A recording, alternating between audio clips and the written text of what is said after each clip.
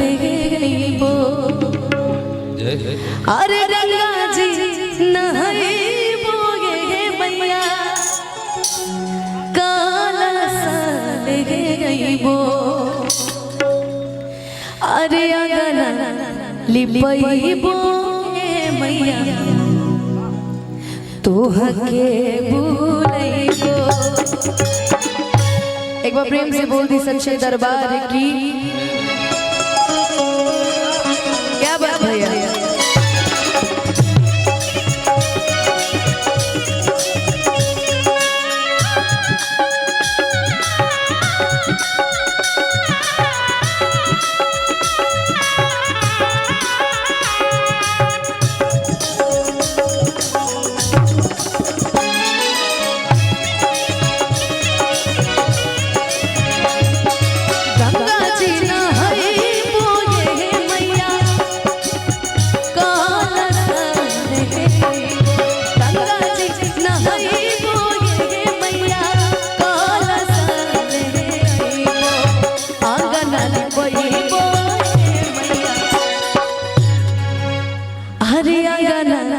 लिपइबो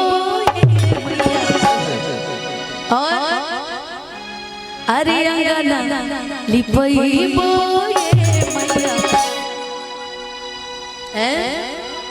सब सब सब सन्नाटा हो गए भाई